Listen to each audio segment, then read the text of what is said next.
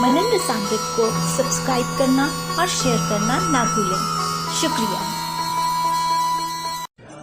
बंधुओं, आज हम भगवान जी के मृत यानी माटी भक्षण करने की कथा को श्रवण करेंगे। सभी जानते हैं कि भगवान ने बचपन में और छोटे छोटे बच्चों की तरह ही माटी का भोग लगाया था, लेकिन ये बात हम साधारण लोग ही समझते हैं कि भगवान ने साधारण बालकों की तरह माटी का भोग लगाया और साधारण माँओं की तरह ही माँ यशोदा ने उन्हें डांटा। लेकिन भगवान के माटी का भोग लगाने का उद्देश्य टेस्ट लेना नहीं था, माटी का स्वाद लेना नहीं था, बल्कि टीकाकारों ने बहुत ही प्यारे प्यारे उद्देश्यों को अंकित किया है।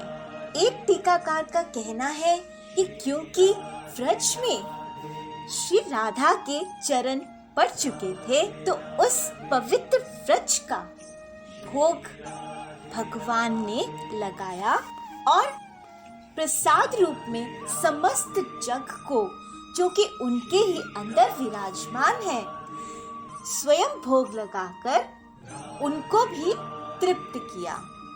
एक और टीकाकार का कहना है कि क्योंकि पृथ्वी को क्षमा का रूप माना जाता है, तो जो भगवान के साथ ग्वाल बाल आए थे, जो उन्हें साधारण बालक समझते थे, कभी कभी वो भगवान का अपमान भी कर दिया करते थे। तो भगवान ने सोचा कि क्यों ना क्षमा का अंश अपने ऊपर ग्रहण करके ही लीला को आगे बढ़ाया जाए। इस कारण उन्होंने थोड़ा सा पृथ्वी से क्षमा का अंश लेकर धारण किया। एक और टीकाकार का कहना है कि क्योंकि भगवान ने बहुत सारा माखन खा लिया था, तो उन्हें अपना मुख मार्जन करना था। मुख मार्जन करने के लिए ही, यानी अपने मुंह को साफ करने के लिए ही भगवान ने माटी का भोग लगाया। एक और टीकाकार का कहना है कि भगवान ने स्वयं अपने भक्तों की चरण रज मुख के द्वारा अपने हृदय में धारण की। एक और टीकाकार कहते हैं, पहले विष भक्षण किया और अब मिट्टी खाकर उसकी दवा खाई। तो इस प्रकार सभी टीकाकारों ने निज भाव से भगवान के माटी खाने का उद्देश्य लिखा है। तो बोधिनी जी में श्री वल्लभाचार्य जी इस बात को समझाते हैं कि सांवरे आगे बहुत से ऐसे कार्य करने वाले थे, जिन्हें देखकर, सुनकर, पढ़कर हम साधारण मनुष्यों को दोष नजर आने लगेगा।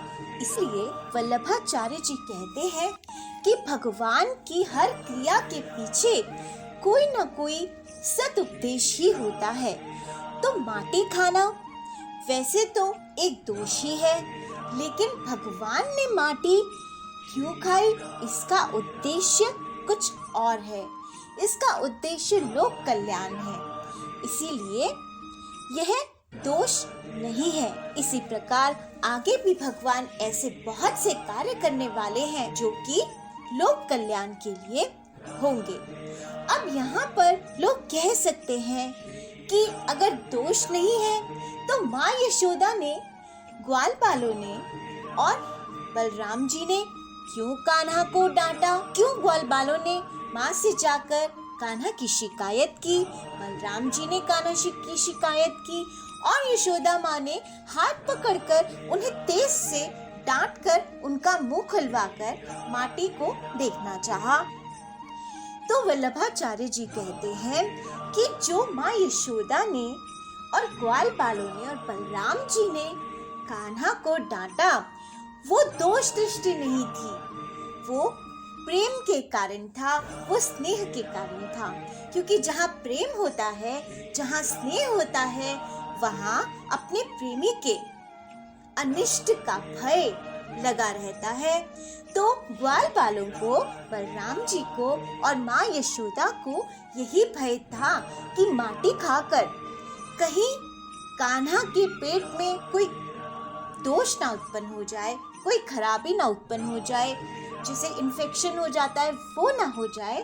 तो इस डर से माँ यशोदा ने कान्हा को और ग्वाल बालकों ने कान्हा को इसका दंड दिया। और यहीं पे हमें भक्ति के दो रस नजर आते हैं, यानी एक सात्य रस यानी सखा रस और दूसरा वात्सल्य रस। दास्य रस में क्या होता है कि दास अपने स्वामी का दोष दिखने पर भी उसकी शिकायत नहीं कर सकता। तो इसीलिए सखा रस में ये एडवांटेज है कि जो भगवान के सखा हैं, जो भगवान को सखा रूप से भजते हैं, प्रेम करते हैं, सखा रूप से भाव रखते हैं भगवान में, वो भगवान से लड़ भी सकते हैं और उनकी शिकायत भी कर सकते हैं, लेकिन उन्हें दंड देने का अधिकार नहीं है। दंड देने का अधिकार है वात्सल्य रस में। तो इसीलिए यशोदा माँ ही कान्हा को दंड दे सकती थी।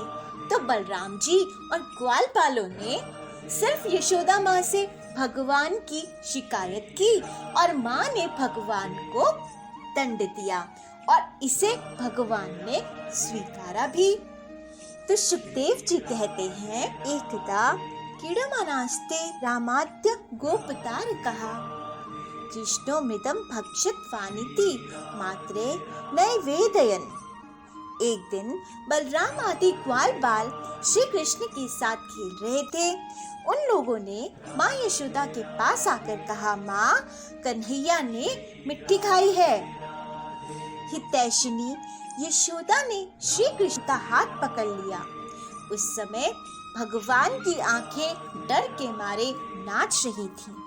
तो यहाँ पर सखाओं ने भगवान की शिकायत की और वात्सल्य के कारण भगवान की हित सोचने वाली यशोदा माँ ने श्री कृष्ण का हाथ पकड़ लिया और भगवान ने उनके इस भाव को शिरोधार्य करते हुए, उस भाव के कारण ही डरते हुए, उस भाव के कारण ही डर को अपनी आंखों से प्रदर्शित किया है। माँ यशोदा डांट कर कहने लगी, क्यों रे कान्हा, तू बहुत ढीठ गया है। तूने अकेले में छिपकर मिट्टी क्यों खाई? देख, तेरे दल के तेरे सखा क्या कह रहे हैं और बलदाऊ भी यही कह रहे हैं कि तुमने मिट्टी खाई है। अब यहाँ भी सुबोधिनी जी में वल्लभाचार्य जी कहते हैं कि भगवान ने सोचा कि माँ मिट्टी खाने के संबंध में मुझ अकेले का ही नाम ले रही है, क्योंकि सारा विश्व मेरे ही अंदर विराजमान है, तो मैंने अकेले थोड़ा ही खाई। मैंने खाई तो सबने खाई। अभी दिखाता हूँ मुंह खोल के कि मेरे मुख में सारा विश्व है। मैंने अकेले माटी नहीं खाई है, सारे विश्व ने माटी खाई है। माँ सुखदेव जी कहते हैं, भगवान कहने लगे, नाहं भक्षितवानम सर्वे मिथ्याभिशंसिनः यदि सत्य गरिस्तर ही सक्षम पश्यमे मुखम। माँ, मैंने मिट्टी नहीं खाई, ये सब झूठ पक रहे हैं।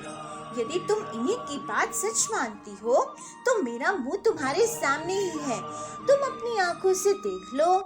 माता के कहने पर भगवान ने अपना मुंह खोल दिया। परीक्षित, भगवान श्री कृष्ण का ऐश्वर्य अनंत है।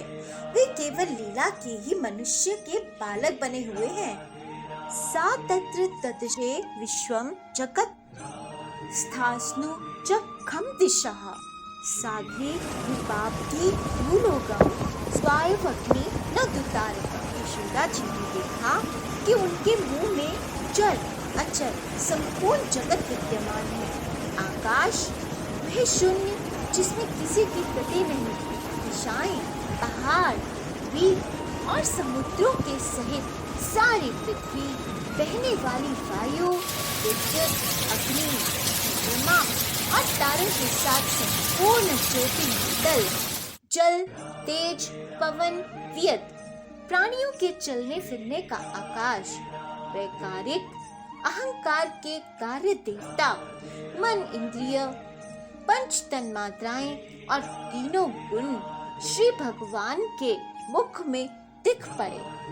परीक्षित जी, जीव काल स्वभाव कर्म उनकी वासना और शरीर आदि के द्वारा भिन्न रूपों में दिखने वाला यह सारा विचित्र संसार संपूर्ण व्रज और अपने आप को भी यशोदा माँ ने भगवान के नन्हे से खुले हुए मुख में देखा।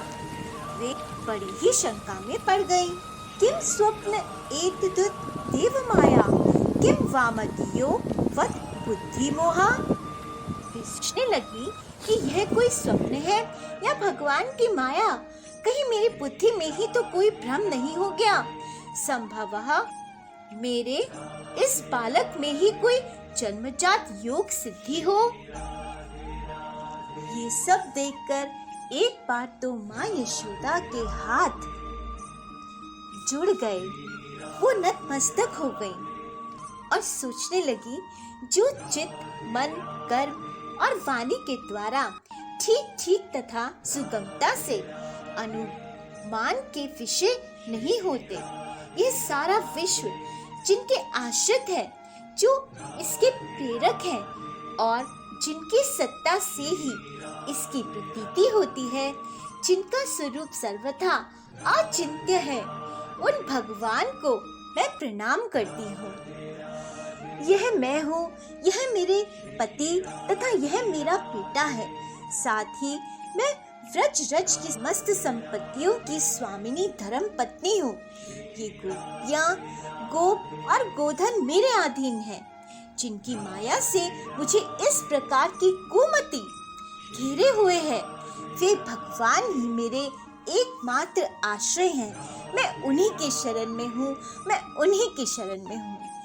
तो इस प्रकार भगवान का सानिध्य पाते ही, भगवान को पहचानते ही एक बार तो जीव को अपना भी परिचय मिल जाता है कि मैं जो इतने सारे धन संपत्ति, मान, प्रतिष्ठा आदि आदि को अपना समझकर, अपने अधीन समझकर जो अहंकार मेरे अंदर उत्पन्न हुआ है, वो अहंकार तो झूठा है, क्योंकि सत्य तो सिर्फ भगवान है। इसलिए मैं उन भगवान की शरण में हूँ। जब इस प्रकार माँ यशोदा भगवान का तत्व समझ गई, तो सर्वशक्तिमान सर्वव्यापक भगवान ने अपनी पुत्र स्नेहमयी वैष्णवी योग माया का उनके हृदय में संचार कर दिया। यशोदा जी को तुरंत ही वह घटना भूल गई। उन्होंने अपने दुलारे लाल को गोद में उठा लिया। जैसे पहले उनके हृदय में प्रेम का समुद्र उमड़ता रहता था, वैसे ही फिर से उमड़ने लगा। यानी अपनी भगवत्ता का जो रूप भगवान ने माँ यशोदा को दिखा दिया था, उसे भुला दिया।